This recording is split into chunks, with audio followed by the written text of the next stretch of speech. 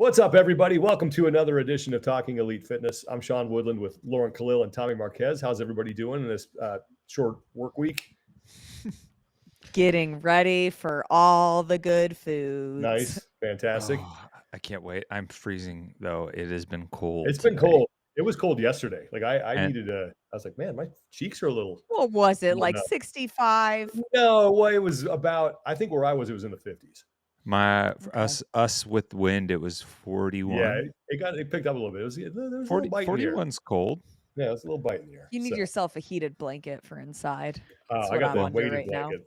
Oh, nice. Good Well, for call. me, because I'm outside the whole time. So while we're out working on the Yeah. house, it's the wind. Like if it's just cold, it's fine. If it's cold and wind, I know it's Wind's cold. And awful. my father-in-law has Raynaud's, which is like Yeah. that. Like, yeah, it's when I know he has to go put on gloves because he can't feel his hands. That's when I'm like, Mhm. okay, yeah, we're in that territory. But I'm sorry, I'm watching my dog battle a couch cushion right now.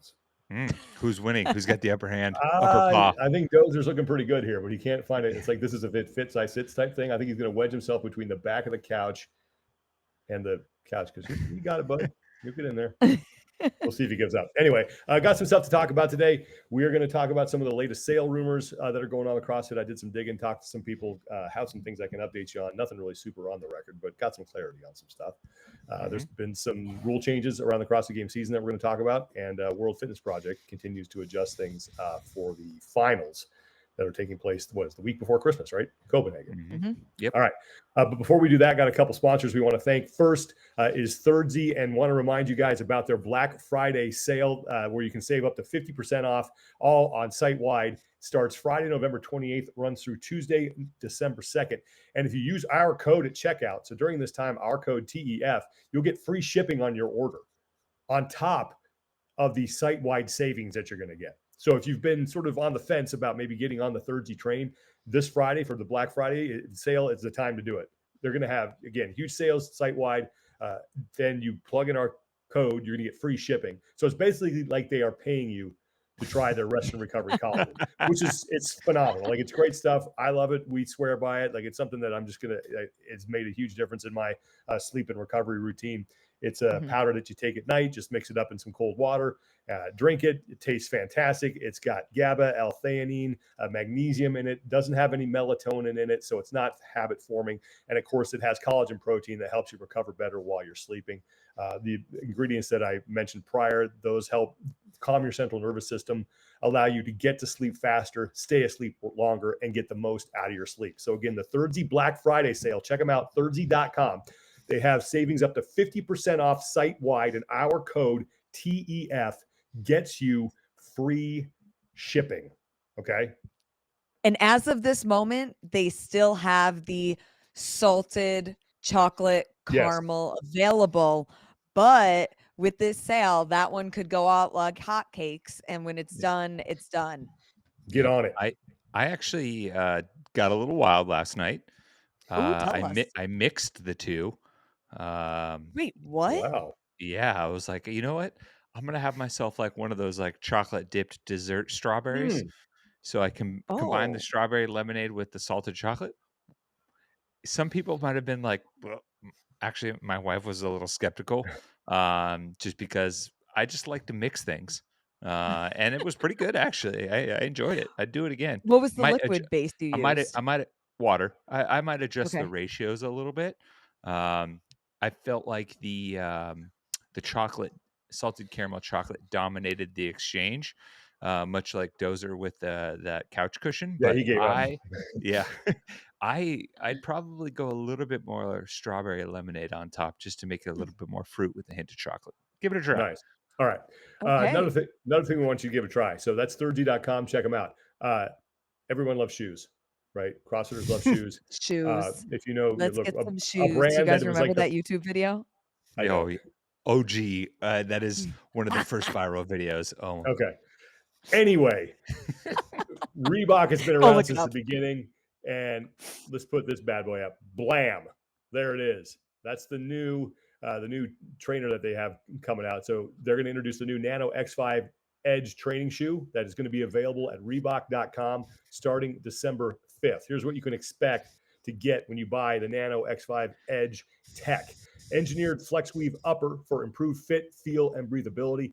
A dual response EVA midsole that offers zoned durometer foam that is cushioned and responsive in the forefoot while firmer and more stable in the rear. Decoupled Metasplit outsole creates enhanced flexibility and runnability. Performance Comfort collar provides a 360-degree locked-in fit for all-day support and comfort. And the drop and the weight's a 7-millimeter drop and 11.8 ounces. Check it out. Ooh. Yeah. Man, you know me, Sean. If I have my Metasplit outsoles, I only want them decoupled. So Of this course. is No, there's no other way to have your right benefit. up my alley. Not to Those things mention are they look good, pretty man. good. Yeah. Lauren, I this is love the like your colorway. colorway. No, that's I cool. know, that I is could rock in those. my I palette. think red and black is a strong It's combination. powerful. Those powerful are like red a and black. berry pink, but Yeah. All right, I'll call I'd it like red to and black. see you rock I don't those. know what berry pink is. That's red and black. Okay. Let's not get into these other like sea foam Oh, and all you these definitely crazy ass saw colors what or London the fog viral or dress. morning Did you see cappuccino gold or and whatever white? crap you're trying to. Periwinkle. Yeah, no, it's light brown, whatever, red. That's what we're going with, right? For the sake of argument. Mac and cheese Anyway. orange. Reebok.com. Those things are available on December 5th. Okay, let's get into it. Where do we want to start? How about some of the changes that are that were announced? Morning Chalk Up posted this the other day. I'll call it up here. Let me put it on screen about some things that have been adjusted for the 2026 season. So this was the Instagram post, and the headline was medical screenings, no geofencing, and more info for the 2026 season. So I'll just summarize what's in the post, the key takeaways. So the CrossFit Athlete Council has held 12 meetings since January and promotes transparency by publicly sharing meeting notes, including attendees and discussion topics. Okay. A medical eligibility screening requirement will be introduced for the 2026 season. I think that's great. Love that. According to Heather Lawrence, CrossFit's Senior Director of Sport Operations, strict geofencing will not be allowed. So teams and individuals may compete in semifinals outside their region. Put a pin in that because I want to talk about that one. And in 2026, affiliate owners will be able to purchase open registrations in bulk for their members. So love that. Cool. Great Yeah, idea. I think that's great. I think that's fantastic. That encourages, encourages signups, participation, takes it into the affiliates. I think that's we got Tommy covered up here, so let me stop sharing. No, But it's anyway, okay. I don't mind. I was just peeking over. Yeah, peeking over the graphic. Anyway, so 2 out of 3. I love the medical screening thing. I mean, that's part of, I think any competitive sport has that. Hell, you used to have a passive physical before you could play high school sports. Anything that turn and cough, baby. Yep. Anything that will help you, prevent any sort of medical emergency that you can screen beforehand to detect. I am all for it. I think that's just shows that they are committed, I think, to continue to enhance their safety procedures.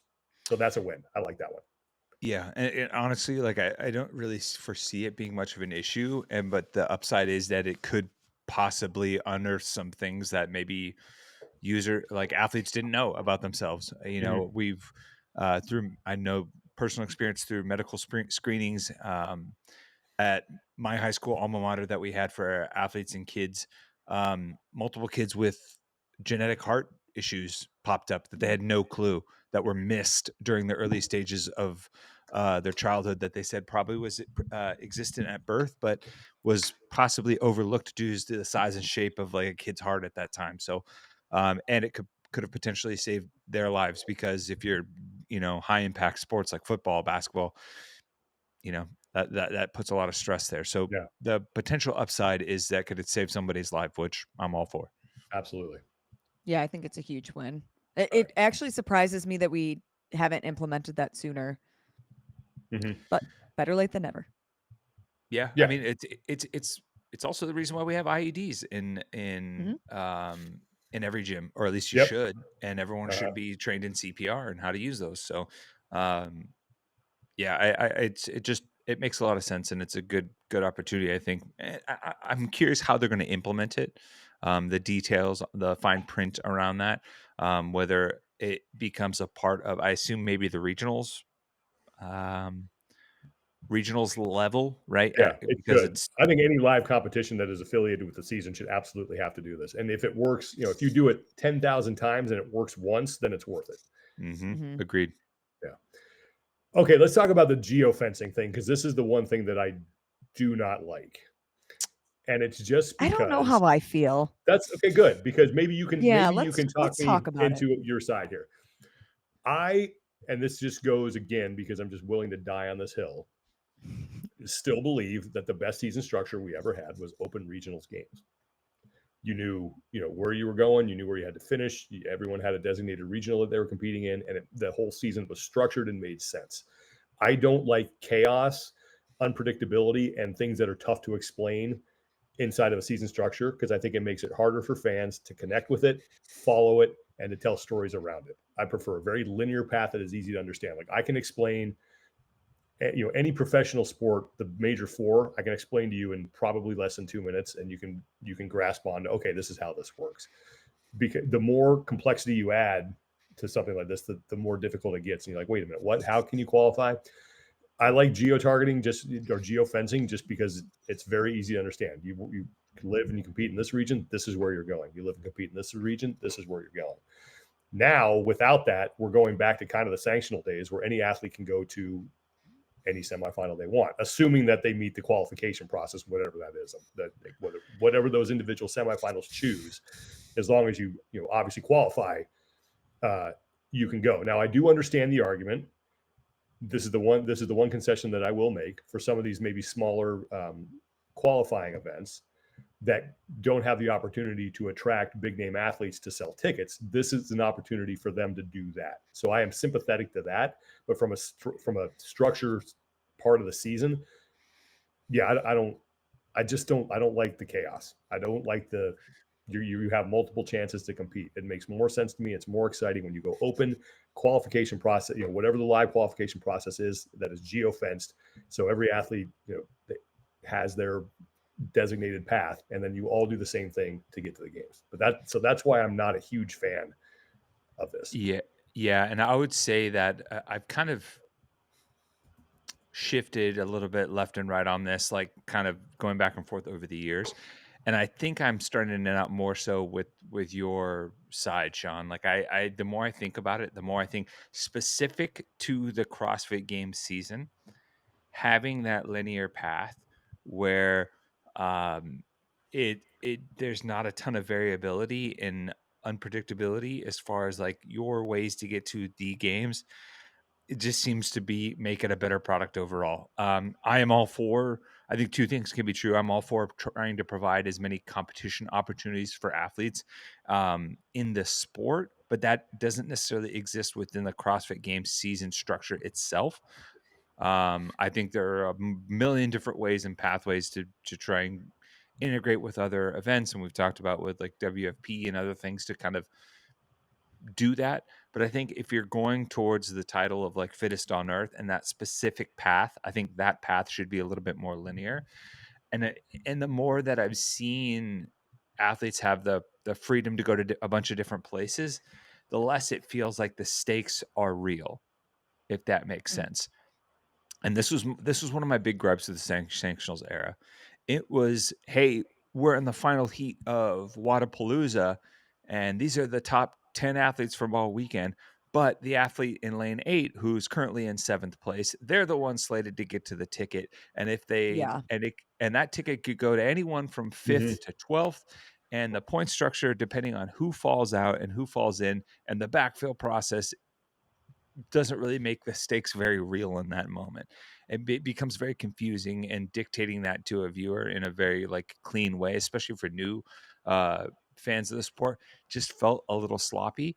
It also makes it like the stakes don't feel as high when you're like, well, if they don't get it here, well, then guess what? They're going to be in Korea next week, San Diego the week after that, and maybe in Germany. Mm-hmm. And the secondary like issue with that is when you have athletes bopping around a bunch, it creates this like cascading effect of withdrawals and roster changes that makes it really hard to manage from an event standpoint. And I heard this behind the scenes all the time with events, basically being like, this is our athlete roster. I don't know if it's going to be our athlete roster next week, and we're 2 weeks out, right? Because there's an event going on, and 3 of the athletes that are on our roster right now are competing for a games ticket, and I know that if any of them get that ticket, they're withdrawing. And that just puts a lot of stress on the events. So, and if you want to couple that with another season long point structure type thing, that's cool. That can be something different, and that can provide like all the different opportunities, like to compete throughout the year, like the WFP is doing on the tour side.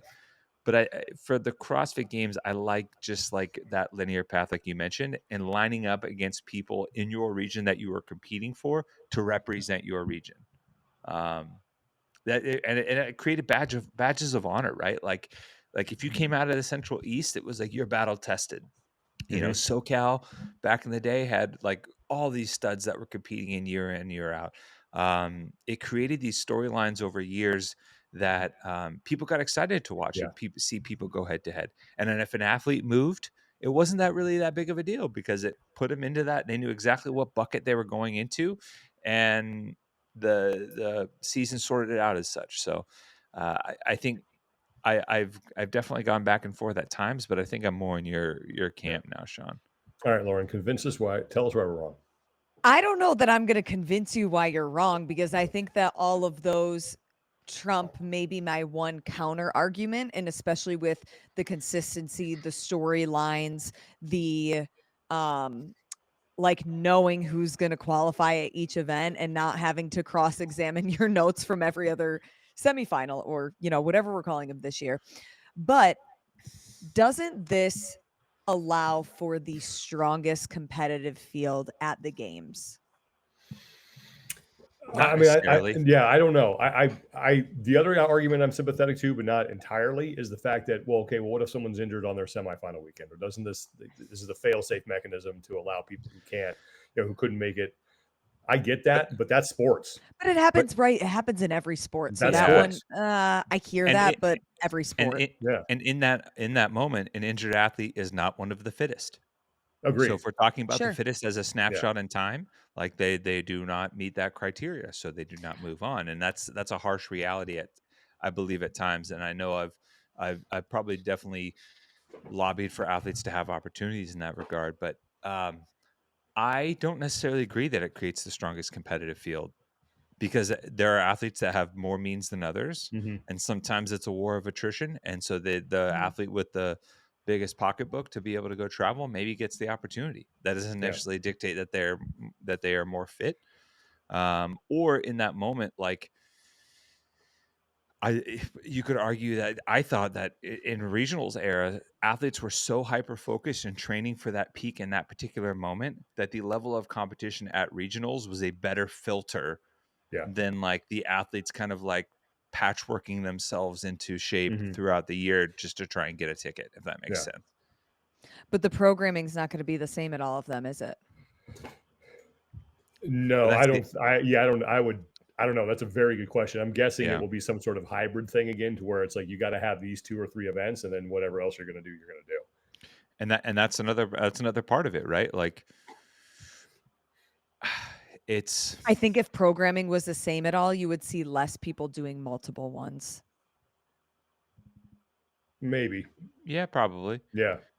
But I thought standardized programming at the qualification stage actually bolstered the fittest on earth claim, right? Agreed. And I Mhm. think a lot of the experienced athletes liked knowing that when you stepped onto the floor at the games, everyone standing shoulder to shoulder with you had gone through the same filter and earned hmm their way there through the same test, Yeah. right?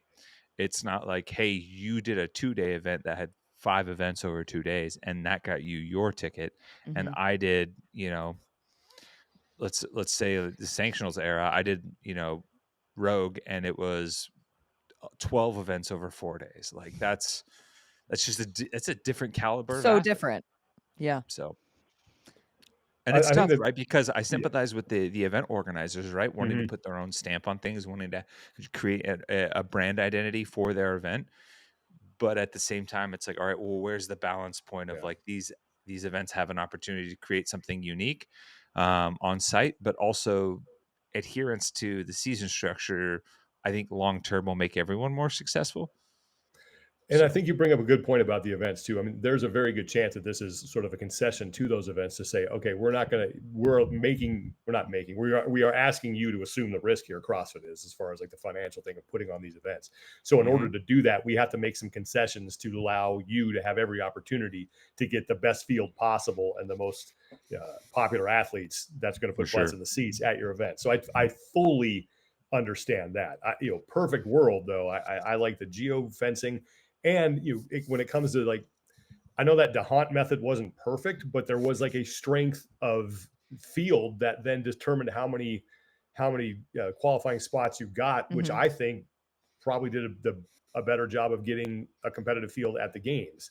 And we didn't even use it long enough for it to we really like sink hold, right? Was that like, only 1 or 2 years that we did that? Yeah, it was like 1 year. 1 year. Oh, And I feel like we should have lasted with that a little bit longer. I feel like any method of that sort needs a couple of years for people to figure it out, 2, understand how to best implement it, and 3, to like just let the numbers kind of work themselves out. And yeah, I don't know. It's tough too, because you also have like events like, like Wilson Pack and Mac and Syndicate Crown. And it's like they're taking on a lot for CrossFit. You're going to tell them that they can't program a couple of cool events that they've shown that they've been able to do. That's a fair point. It's tough. CrossFit, stepping aside from the event and programming side of it creates a vacuum for a lot of people to fill. And I think we've struggled to find consistency in how we occupy that space as a sport. Yeah. And I think this is, again, when you talk about what you like and what you don't like about a season, you're doing this in a vacuum and not considering all the other factors. And obviously that there are other factors that are at play here that make some of this stuff, we just can't do it because we have to make concessions to the events so that they can be happy, so that we can have in-person competitions. And it's not ideal, but it's the best thing we can do. Yeah. And I do have a question, like when they say strict geofencing, because technically, like, how is that being applied? Because technically last year there were events that anyone could go to, right? There were ones that had geofencing, but it didn't apply events across determined. the board. Yeah, some of the events they got to decide. Had open, like we'll say open borders, I guess is probably for lack of a better term. So does that just mean that every event is open and now there's no strict geofencing coming from CrossFit, or it's just no strict geofencing from CrossFit and events can still determine that? Like, I feel like there's a lot of wiggle room within that, like that mandate that could really affect how it actually is applied. Yeah. I'm efforting that. I'm trying to see if we missed that anywhere. I haven't seen it. Yeah, I haven't either. So that was kind of like my follow-up question for that. I don't know. My guess is maybe it's shooter's choice. Yeah, that's just tough. I don't know. Okay, hang on. I'm getting closer, getting warmer. Yeah, I can't find that specific information, but I think, I mean, if you are going to do what is best, like allow the semifinal events to do what's best for them, you're going to allow them to make those decisions. Like, so it'll go open, quarterfinals, and then that batch of athletes out of the quarterfinals will then, I guess, get to choose where they're going to go. Because you can't enforce it for some and not have it for others.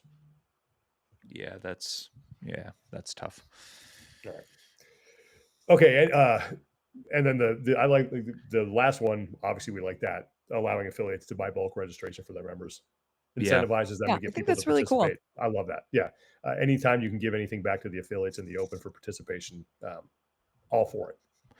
Hey, and shoot, like you could do some fun stuff with that, right? Like fun gym engagements where, like, hey, you got 10, and like, people with the 10 people with the highest, attendance at class this month get open registration covered that we bulk purchased, right?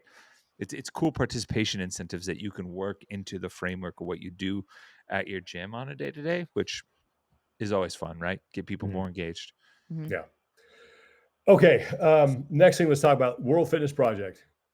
Tommy, you and I addressed this a little bit last week, but there's been some roster changes. Things are going on for their finals event. There's been a couple more. So what's the latest on that? Yeah, I mean, we mentioned last week that I didn't think the withdrawals would be done. There, it was reported, and I believe we talked about it last week, but that Austin Hatfield uh, withdrew. So did Jay Crouch. He withdrew as well, and Jay Crouch was replaced by Troy Clay. I believe there's more coming that haven't been formally announced, but I am not at liberty to reveal that. But it's, I mean, from what I've got on the back end, like talking to people and getting explanations, like most of them are just injury related, like wear and tear, and people like trying to recover and rest up. There's a couple had family issues that obviously they need to attend to, and it all seems kind of reasonable. It's just unfortunate that it's coming at this point in time Mm-hmm. with this event, but the you go back and the current roster still looks great. As far as that it currently stands, you still have like you go down the men's roster: James Sprague, Roman, Dallin, Ricky, Justin, Colton, Vellner, Agnol, Noah, Guy, Chandler, Yella, Nick Matthew, Tudor Magda, Luca, Travis Mayer, Jack Farlow, Nate Ackerman, Chris Ibarra, Yona, Colin Bossard, BKG, Ty Jenkins, Danny Camacho, Tola, Julius Kaiser, Jeff Adler, Tommaso Pieti, Matt Gilpin, and Troy Clay. That's like it's still a Yeah. stacked roster and an awesome opportunity for people to continue. So I don't know. So I've seen some people make it a bigger deal than it needs to be, and I think the athletes are still going to show up and throw down, and the ones that do and do well are going to get themselves a contract for next year, Yeah. which is cool. That's the question I had now is how do these withdrawals affect who ultimately is going to wind up with those 20 guaranteed contracts for 2026? Because it would seem like if, I guess some of these athletes, they already have them locked up, is there any way that they can lose them, or are they like putting that at risk? There are, so the most likely a few, like there were some athletes like Hopper and Hatfield that were pretty high up in the standings in the top 5. They assuming that like it would have to be like a pretty wild scenario, and they may even have a top 20 spot locked up already just by virtue of everything that's happened. But the point system is doubled at the finals, so there is a high likelihood for a lot of shifting within that top 20. Mm-hmm. What it does is if they lock in the spot, it just reduces their guaranteed contract for the next year based on the payout structure for the guaranteed contracts being based on this year's standings. So the person in 11th after this year gets a higher guaranteed contract next year than the person in 18th. The flip side of that is if you're someone like Hopper or Hatfield and you feel pretty confident, like, hey, I can show up and do really well, then you can out earn that contract anyways. Yeah. Okay. So, which it's a guaranteed minimum, not a cap. So I think that's maybe part of the business decision that's going on. Like, hey, I need to get my body healthy. I'm pretty confident I'm going to end up in the top 20. They may have even worked the math out to know that they're going to get there, and then I can out earn my contract next year anyways, and have a better idea of how I can attack the year with a fresh body and mind. After the holidays. So okay. Cool. Do you guys think that next year we'll see more athletes either pick the game season or pick the WFP season now that we have a full calendar almost under our belt and we're seeing, and again, yeah, some of it is inevitable, but we're kind of seeing the results of what happens when athletes compete that often in person? It's hard to say, right? Because some athletes didn't do the game season for personal reasons, for others for physical body, health reasons, just because of the timeline. And I wouldn't be surprised if we saw something similar to we did this year. But then again, like, what happens if suddenly CrossFit sells and the new owners come in and make changes and make their pitch to the athletes that stepped away, like, hey, we would love to have you back, and they make a convincing argument. I think it depends on the schedule. Yeah, that's tough, and Yeah. I do think we're starting to see for the first time in a long time, maybe first time ever, we're seeing the true like upper max of how much athletes can compete at a high level. And it's crazy because if you go back to the sanctionals era, there were some athletes that were there at multiple events. Like the funny part is the athlete I watched compete most in person at sanctionals era was Will Morad, the director of WFP. I saw him in Reykjavik. I saw him in Brazil. I saw him all over the globe. Was traveling around as he was chasing a ticket. I saw him at the MAC. It was just, and he was always right there. And he eventually got his ticket, and then he finished. He didn't actually get to do the standard, but he finished top 10 at the games. But now we're looking at tacking on 2 to 3 high level competitions on top of that schedule. And I'm sure there'll be a readjustment and a kind of recalibration once we get to 2026. Yeah, agreed. Because okay, I mean, I was gonna say other sports are still figuring that out. Like there's load management is one of the number one kind of thorns in the side for the NBA right now.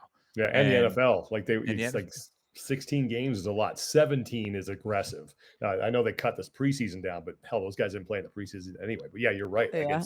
it's wear and tear on these guys. Mhm. It's a tough balance to find because you obviously want to give people, money making opportunities to compete, fans to have fun, but you got to protect your assets as well. All right. Well, speaking of assets, last week there was some noise that was made by a post by Matt Davis. You guys don't know who Matt Davis is. He runs what is it, Hybrid Media, I think. I've been on his podcast for a really good dude. He covers mostly high rocks, but published an article where he quoted Wade Diebner, who is partnering with a guy by the name of Mark Mastroff, who I believe used to own 24 Hour Fitness. He's owned part of the Sacramento Kings. I mean, this guy is legit resources here. And basically the quote is that Diebner confirmed that he and Mastroff had entered into a 90-day exclusivity window to negotiate with CrossFit to buy it. Barbell Spin has a really good sort of summary of everything that happened. We mentioned that last week. So if you want to kind of go back and just recap that, that's fine. So what I did is I reached out to Wade Diebner. He's here in the Bay Area. I reached out to him. He actually he agreed to talk to me, sent me his phone number, and we had a 90-minute conversation last Friday as I was driving from San Jose to Sacramento. That was totally off the record. But he did give me permission to talk about some things. And so here's what I will tell you. Like, he and Mastroff are legit. They are interested, and they do believe, and I want to stress, believe that they are in an exclusivity window, because I'm saying that because I'm getting other things from other people. They have resources. They have a plan with what they want to do. I think some of the things that you would hear, you'd be like, yeah, that's good. Like they have intent to market, to do marketing. Now, I know if you asked 10 different affiliate owners, hey, do you think CrossFit should do more marketing? They'd all say yes. But then if you said, okay, what does that look like? You'd probably get 10 different answers. Yeah. So just because the intent is there to spend the money on and do it doesn't mean it's something that everybody is going to be, this is exactly. It just depends what it looks like, right? This is a very unique community. I think we all agree we want to get the word out. We want to get more people into affiliates. We want to change more lives. I think that's the intent with what they want to do with their plan.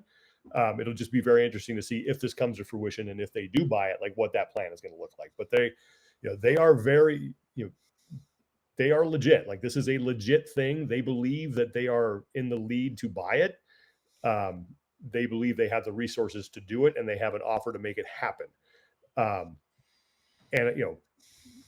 beyond that, that's really all I can say about that conversation. But he was, Wade was very open with me. Really enjoyed the conversation. He is someone who clearly believes in, making people healthier, the power of CrossFit to transform lives, that methodology and what happens inside affiliates, and how great, of a thing that is. in our conversation, honestly, we spoke very little about the sport. It was mostly about the affiliates and how to support them, how to make them more successful businesses, how to give them more opportunities to make more money, affect more lives, do more things like that. Great. So again, I think there's a lot of good there. It just depends on what the execution looks like and how they go about doing that. Now, what else I will say is that I've also talked directly to someone with a group who is interested in purchasing CrossFit, and they very much believe that they are still alive. In fact, that they are having conversations this week around continued negotiations. So that is what I know. I don't know if sorry, I'm going to spam call. I don't know if we're going, what that means, but I can tell you that, like I said, when I talked to Diebner, he was very convinced that this is a real thing, that we are in this window, we are in the lead, and we expect to get this done. This other group that I've talked to has sort of given me those same sentiments as well. Both have plans, both have things they want to do. Both are looking to make things better. But that is where we stand right now. I don't know if anything is imminent, but that is what I've been able to get by people who are directly involved in the process. I wish I could say more, but like I said, off the record, I take that very seriously, and I'm not going to betray that trust. So that's what I know. Yeah. Staying It's alive, funny. staying alive. That's all I could think right now of these companies. It feels like I have so much more. I'll say this. It feels like I have so much more insight into where things are, yet also feels like we're at the exact same spot that we were 4 months ago. Mm-hmm. Remember when we said, "Oh, I wonder if they'll have the official sale by the time of the CrossFit Games"? Do you guys remember that? Yeah. Yeah.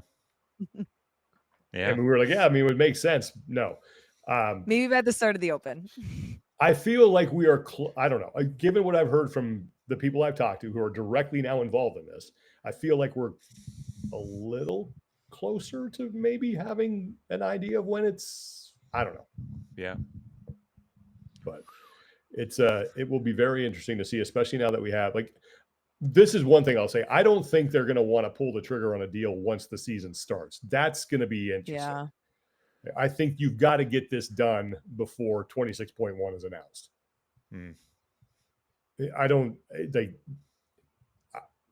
I just, because even though you have the schedule, right? If you make a sale before that, the new owners have an opportunity to come in and work within that framework that you have set, but still put their stamp on it. Where if you don't do that, and now you're like 2 weeks into the Open, and now all of a sudden something happens, they're not going to be able to kind of guide that process. And if they do, it's going to be a really like knee-jerk, not, I want to say knee-jerk reaction. It's going to be a very sort of a sudden reaction that can affect a lot of things. Mm-hmm. The closer you get to that, like to go time, the less you can change it, because it's just going to affect way too many people. Yeah. Makes sense. So let me ask you this. Because this is the one thing, marketing. I hear you. We're new marketing. Great. What does that look like? And to me, marketing, I'll give you my answer first, finding a way to get outside the bubble. Like, let's go back to that video that was produced like right after the games about the, F the quick fix and all that stuff. And heart, like, I love that. I think everyone really enjoyed that message. Did it get outside the bubble? It's hard to say. Yeah. I don't know if it did. I don't know what something like this. Sorry, go ahead, Tommy. Like, were people whose algorithm maybe includes fitness elements getting that on YouTube, on Facebook, on Instagram, on TikTok, on ad spend on streaming services and things like that? That's the real question for me, right? Because I think if we're talking outside of the bubble, the way things are curated for everyone these days is that if you're even remotely interested in CrossFit, you're probably getting served up something, right? So how are the potential CrossFit ads and promotional things getting worked into other fitness adjacent areas that maybe don't hit that algorithm or don't hit those keywords, and is the search engine optimization, the SEO, such that like it's hitting people that maybe are runners, or maybe interested in doing a 5K, or maybe have looked up a GLP-1, or have done all of these things that are maybe taking the first steps into health, but not are Googling Rogue Fitness and home gym stuff, and Yeah. I just don't know the answer to that, right? Yeah. Like we'd have to talk to the marketing team, and I sure as heck see a lot of ads on these streaming services, and whether it's Amazon Prime or Peacock or ESPN's new streaming service, it's like, can you get stuff there? That Can you would be what I would want. yeah That's when I think can, you're Yeah. really starting to make a difference. can you find a way, because I think even Netflix is doing ads now, so it's like, if someone is watching, because they're trying to get into the live sports element, like streaming Jake Paul boxing matches and stuff like that, but if someone clicks on the Fit 100 reality TV series, that you don't necessarily need to be a fan of fitness to click on, just because when you get into those algorithms of Netflix and you're watching reality TV, you get served all kinds of weird stuff. Does something about CrossFit pop up? Yeah. So Yeah, that's what I was going to say. I think that it really would move the needle significantly to get ads on streaming services, whether it's just the people that don't pay for the premium Netflix or Apple Plus, and it is the one still with ads. I think that like, yes, while having them on Instagram, Facebook, Meta, TikTok, all of that is good because we are so much very focused on our phones and doom scrolling throughout the day or at the end of the night. I also think that you take it to a streaming service, it opens up a bigger pool of a network to reach people outside of our specific bubble. Like, don't just put them on the fitness shows, put them on some of the random reality TV show that might not get everyone, but it might make a few people go, what's this? Then they click on it. Then their algorithm starts to change. And then you start seeing it more and more. And then eventually they're like, okay, my Aunt Susie has a friend of a neighbor who goes to CrossFit. Maybe let me connect with her. Now let me go into an affiliate with her, see how it is. And then it's just like that trickle down effect. Yeah. I think the other thing that you hear a lot too, and I've heard this bandied about by different groups and different people I've talked to, is like the want or the desire to make CrossFit what they call more accessible. And I think that's where people get a little worried, because when you hear that, it's like, we're going to water down the methodology. We're going to start, doing X, Y, and Z. And I don't think that is what you want to do. I don't think I don't think you want to make easier and more of like friendly. I like more like, just easier. Like, easier does not mean more accessible. I think what CrossFit needs to do, and I said this on another podcast, I think they need to lean into making the idea of elite more accessible. Is that even though you're not an elite athlete, you can be the most elite version of yourself. And going into a CrossFit gym is what is going to help you attain that. You are going to work hard. It is going to be different than anything you do. It is going to be tough, but going through that is going to make you elite. And it's not about being the elite CrossFit Games athlete. That's great, and we should celebrate that. But it's about being the elite dad of two who only has 3 days a week to work out and is trying to make sure that he has more time to play with his kids. Like, be the elite version of whatever that is. If you're someone who is, trying to just get out of, make sure you're a little more mobile and you can get into your kitchen cupboards a little bit better, or you play with your grandkids, be the elite version of that. I think that's the thing they need to make more accessible, not necessarily watering down the methodology and making it what I call less threatening. But Because you can always scale the workouts. Yeah. I've never felt like anyone trying to. I'll say this, like, candidly, I've never felt that anyone trying to make CrossFit more accessible has meant to water down the methodology. It's always been like, how do we make people more aware of what this can do for you? Agreed. And how do we lower the barrier for you walking through the door into an affiliate? Yeah. How do we get rid of the stigmas and the things that prevent people from ultimately being like, maybe I should try that. Or, you know what, I'm going to go join that community class on Bring a Friend Day. That's what I've always felt like making it accessible is for. I've never, like, anyone who has a even moderately deep understanding of the methodology knows that you don't need to water down anything to make it accessible to people. It goes back to the scaling and the adjustment and finding, the differences in degrees, not type. That was part of the OG quotes and credos from Greg back in the day. I don't know. Like there are so many people that I feel like can learn what, like you, and this goes back to what Sean said, understanding that being elite can be a relative term, right? Mhm. And I believe, and that this is my own personal thing. I've always felt like the Forging Elite Fitness tagline, an element that was very fundamental in the early days, and that it seems like they're starting to get back to, has always been a relative term. Like Mhm. it's because the best version of myself on a global objective scale is never going to be as fit objectively as Matt Frazier was, but that doesn't mean I can't I can't be an elite version of myself, right? Yeah. Like Sean said, and there are other ways of being elite, right? Like I'll use this example. Um, we had a an athlete and former coach at our gym back in the day that like had a cup of coffee in the NFL, got some tryouts, was an amazing athlete. Mhm. By all accounts, he was one of the most elite athletes in the gym and in sport in general. But we also had someone that lost over 100 pounds with us, 120-ish pounds, and was well on his way to smashing that number every time he came into the gym. Mhm. And I thought that level of elite I thought he had as much of an elite commitment to health and fitness and in its application on a day-to-day basis as anyone in the gym. And that's how you apply that relative term, right? Like, who's to tell me that a guy that lost 130 pounds isn't elite in his pursuit of fitness, right? Because Yeah. he, uh, now granted, he has to take ownership of of putting himself in that situation to begin with. But the way he climbed himself out and the obstacles he covered in doing so, I believe is right up there with anyone.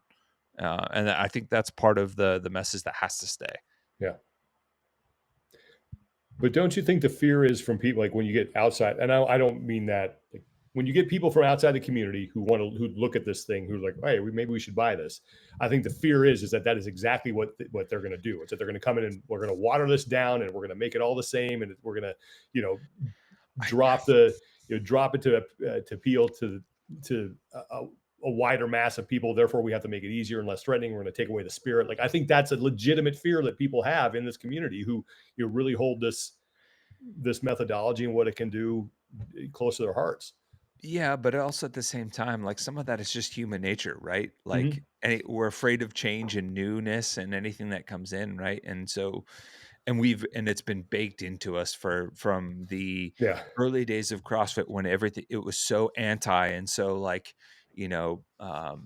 counterculture, that like be wary of people trying to come in and change that, Yeah. right? Like, Yeah. and so to some extent I'm like, yeah, we do, but also like how much of our own human nature and just being hesitant to change prevents us from actually finding the right solution. Yeah. Agreed. Like I, like you were right there. We sat in Rose's living room and interviewed him. Did you Mm-hmm. feel like he was trying to water down the product or No. actively like tear down No. the beauty of what CrossFit was? Exactly. Yeah. But depending on who you talk to, they'd probably demonize the hell out of him and say that he did that, Yeah. right? Like, Mm-hmm.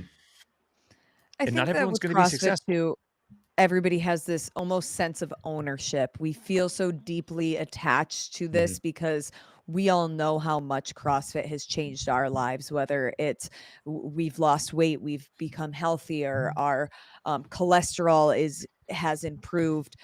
You can pick up your grandkids, or maybe you've just even made your best friends in this space. You've had people change your lives, including the methodology that I think people feel so within CrossFit that it's theirs, that any Mm-hmm. change, regardless of who the owner is, people are going to feel threatened in a way because Yeah. nobody wants change. Yeah. Everybody just, wants to do CrossFit in the way that it's changed our lives, if that makes sense. Yeah. Yeah. And some of it also feels, I don't maybe oxymoronical a little bit, because you go into any one affiliate and you're not going to have the same experience, right? Mhm. The core of the methodology stays the same, but its application and ability to shift and mold to each specific community can be unique in a way that provides the best service to those people. That's the beauty of it, right? But I think that principle can also be held true as long as the core of the methodology stays the same. People can kind of figure out, all right, how do we best guide this company to make sure that it works for the largest amount of people without, like you said, without watering down the methodology. But it seems weird to me that anytime someone starts to take a slightly adjusted spin, we get up in arms about that, when really we're used to that every single day in affiliate, right? Mm. Yeah. And in the same way people get territorial about their affiliate and how their affiliate programs and operates relative to other people, I think we're seeing that like on a bigger scale when it comes to changes in ownership and leadership and things like that in the space. And I don't know. It's I would argue that you can just look at the success of so many different gyms and affiliates across the world, and the differences between them with one common thread binding them all, and the same can be done on a higher level with the company and the direction moving forward. Yeah. Well, here's what I'll say before we move on to PRs and no reps. The people that I've spoken to who are interested in this all are coming in with the intent of making it better. Great. No one's like, we're going to buy this and tank the shit out of it, and then we're going to, like, that's not what they're doing. They truly believe that what they're are going to do and what they want to do and the resources that they are going to put behind it are going to make this better. We shall see. But I don't get any ill intent about, you know what, we're going to come in and we're going to make this, we're going to take it and we're going to make it just like your everyday Globo gym, and people are going to have to be fine with that. And that's what we think is the best thing. Like, that is not the sense I get from anybody. Like, we're going to come in, we understand what this is, we want to make it better, we want to put resources behind it. Here's how we're going to do it, X, Y, and Z.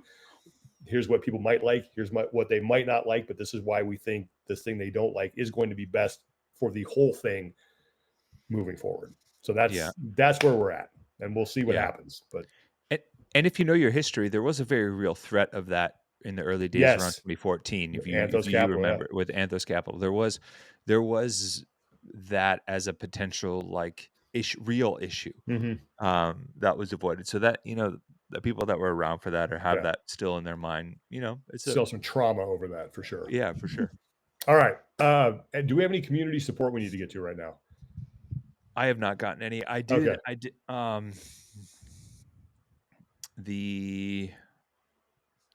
trying to think. I missed one that was that got sent to the wrong place, and that already happened. But yeah. Well, if you guys have any community support, anything you want us to help you get the word out on, please send it to us via our personal Instagram accounts, our Talking Elite Fitness personal account. Give us as many details as you possibly can, because we want to make sure that we get the help to where it needs to go as quickly as possible. One thing I will say is, like, look, the holidays are here.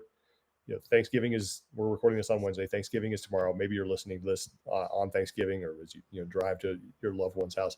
This is a tough time for a lot of people. So check in on your folks. Just because you're happy and you're with your family, there are people out there who don't have that opportunity and going through some tough stuff. So just check in on your people, make sure they're okay.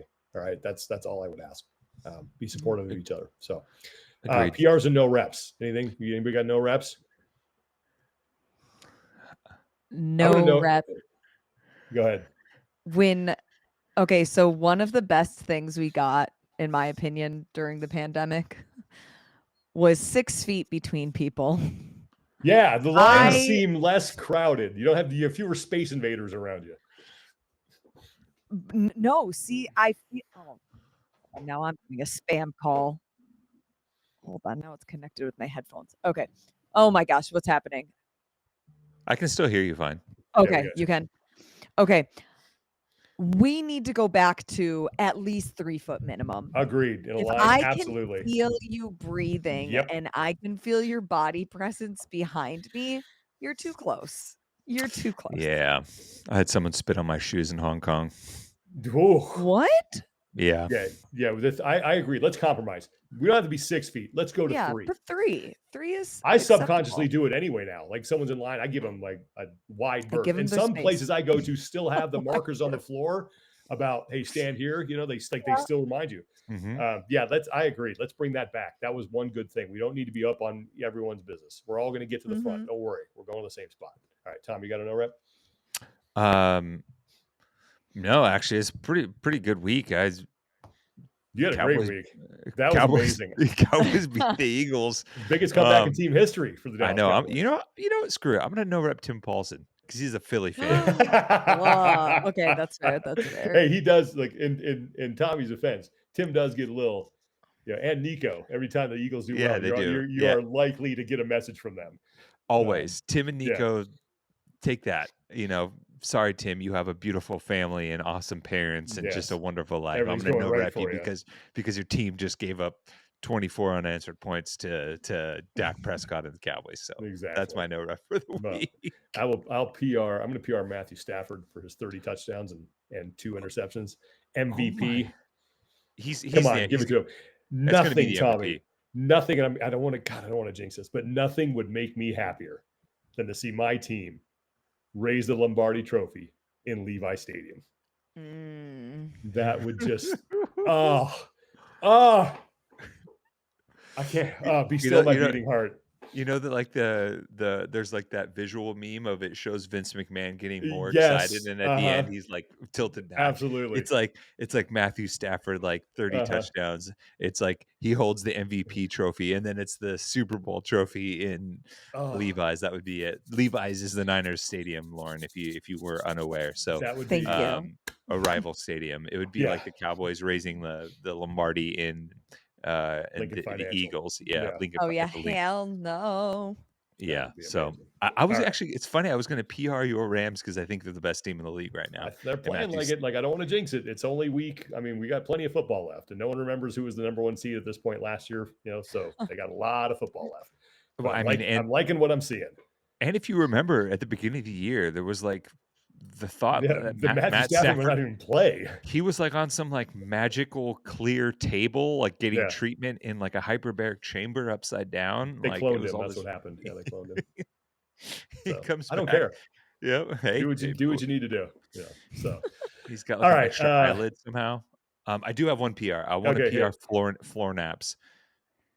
Floor naps. Oh yeah, Thanksgiving Day. Elaborate. You have, depending on when your family eats. If your family eats relatively early, let's say 2 or 3, the middle game of the NFL ends, and there's like a nice little window in there before the next game where you can just lay on the floor, all swollen and greased up with turkey gravy, and just take a nice floor nap right before the NFL evening game starts, and it's one of the best naps of the year. I personally won't be able to do that because if I lay down, my son just runs over and jumps on me now, which is fantastic. But for all you youngins, enjoy it. Yeah. All right. Floor naps. Everyone have a great Thanksgiving. You got a PR? I will PR Stranger Things. Guys, I'm almost caught up. Yeah. On every flight, why are you laughing, Sean? Just because it's like, you know what I'm going to PR? Breaking Bad. Have you seen this? Breaking Bad? It's a great show. Oh my God. I saw it on my top 10. It's on this I just happened to get into this. Yeah, I just got into it. I'm binging through. I'm not going to be caught up by the time the new episodes start, but I won't be far behind. Yeah, this week. Wait, the new episodes start this week? Yeah, their last season. Half of them, I think, dropped this week, and then the other half in December, or maybe it's in 3 parts. Well, that's huge.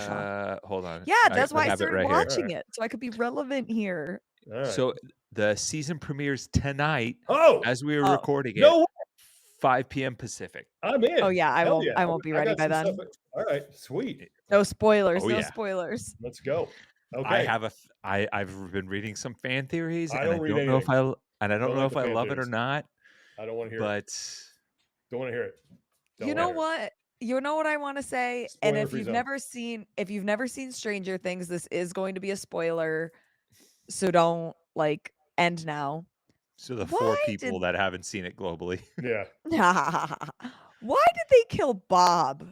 Out of all the people to kill. Because it hurts the most.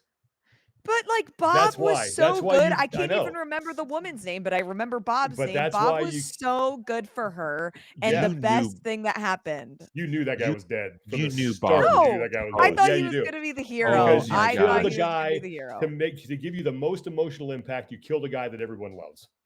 but It doesn't makes it have the hardest to think. He's like, this guy, oh man, it makes it more tragic. If he was a jerk, he gets the biggest bang for the littlest buck because Exactly. he doesn't have a multi-season anchor to the storyline. Yep. And you knew it would and it's a recognizable actor in Sean Mhm. Astin. Yeah, he was great. It was like you're like, oh, Bob. he did. Oh, Yeah. he really did. Yeah, I was like, he ain't maybe he bringing that comes guy back to back. life. Maybe they Yeah. got like a poison shot, something that will revive him. I don't know. Oh, you know he did. Yeah, he did. Hey, it's Bob, science fiction though, R.I.P. so you Bob. never know. You never know. But yeah, You he's never know. What season Maybe are he'll you come on back right in now? season 5. I'm on season 4, like Okay. halfway through, so I'm close. all right. I put in Because work. season 5 is coming up, right? Yeah, Yeah. season All 5. right. Eddie is man. Eddie's one of my favorite characters. Like when they're looking for music.